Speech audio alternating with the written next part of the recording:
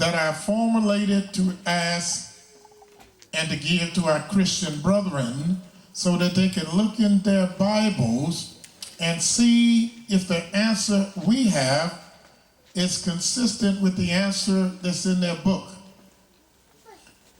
I was telling this to a Muslim friend of mine, and he was in a shop, young Muslim minister who I admired, very nice, well-mannered young man, very astute. And he wanted to see one of the papers that I had for the Christians, and I gave it to him. And he began to read it and smile. And then I looked at him and I said, you know, I'm preparing one for the Muslims too. And I smiled, and the smile went off of his face. But all y'all had one of these, didn't you? Give that to Brother Sean. He didn't have none. Is anyone else? Do we have any of those left? Ishaya? Give it to the people that have their hands up, please. Not the people that left it at home, but the people that didn't get it, period. Now, those that had one and just didn't bring it because they forgot it, I'm sorry, you just have to follow along. But we want the people who didn't receive one at all to get a copy of this. And next week we'll have one written from the Quran on, is it true?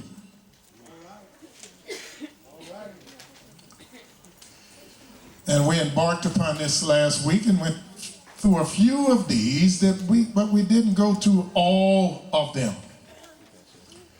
And I think, and you're going to be particularly interested in what I have for the Muslim and Christians.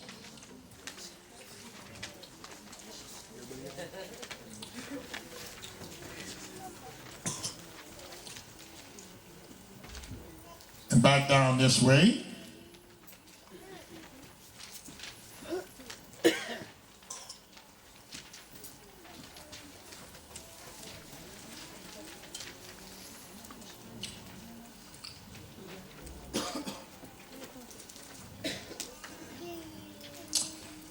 Now, let me ask my beloved brother Sean, there's two subjects that I can speak on today that would be very appropriate.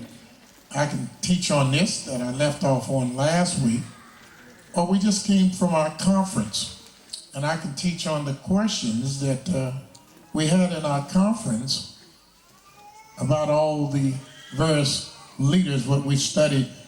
Let me read off these questions, and I'll let you and your wife, your lovely wife, decide which one of these subjects you would like us to teach on today.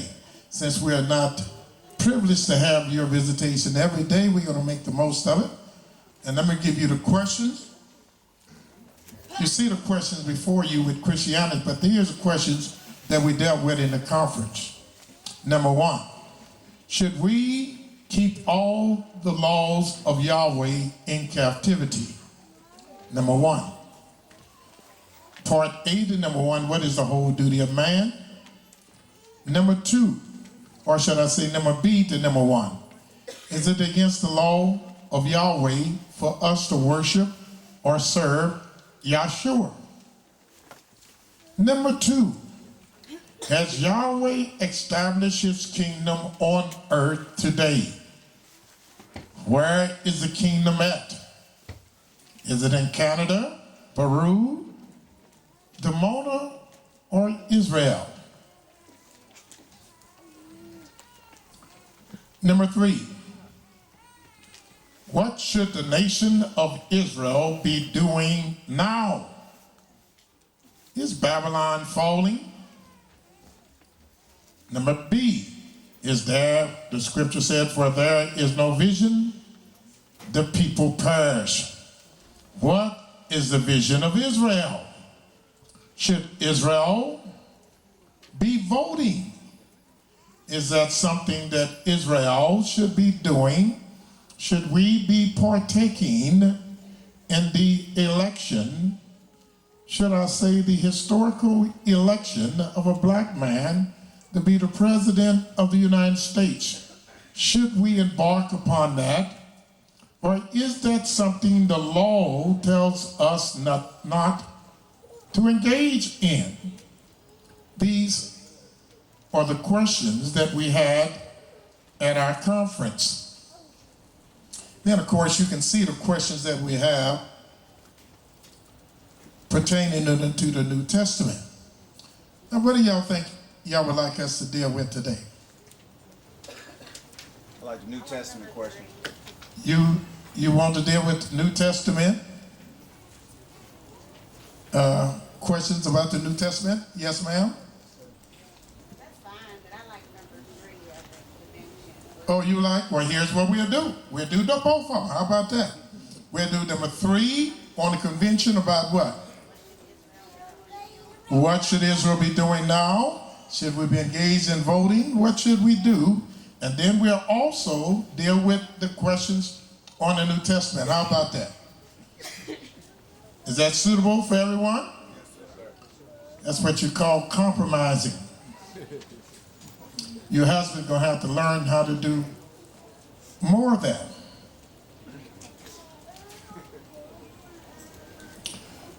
We're going to deal with, for a moment, what should Israel be doing now? Well, a few weeks ago, the whole world voted. Cincinnati and every city in the United States came out and voted like they never voted before. And to our surprise, 92% of the black population voted for Obama. Of the people that voted, which was enormous, 92% of them voted for Obama. 88% of the Native Americans voted for Obama. 76% of the Jewish people voted for Obama. 64% of Hispanics voted for Obama. And 53% of the white people voted for Obama. And then the largest percentage of Asians also, I forgot the percentage, but the vast majority of the Asians voted for Obama. And the people say that we should be voting when nobody else is voting, because this is the opportunity that we have, the opportunity of a lifetime to put one of our own in office. I made a statement that I was confronted by 2 of the leaders in our conference because I said something that I had to apologize for. They told me, Elesha, you made a statement and said that anyone that voted don't believe in the Most High. And you should not have said that. It would have offended me because I believe it in the Most High, and I voted also.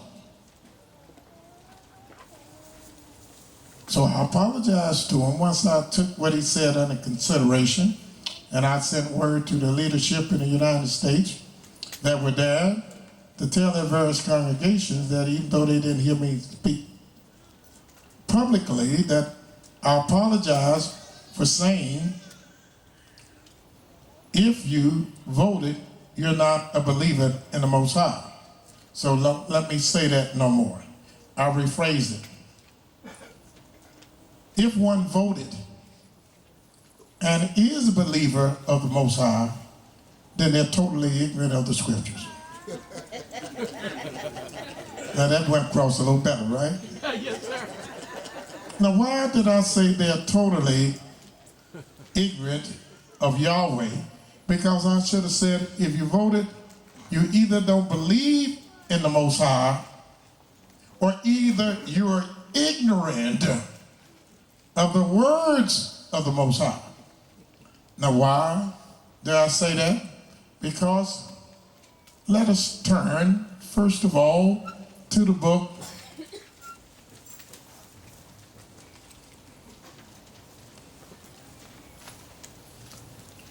of Deuteronomy,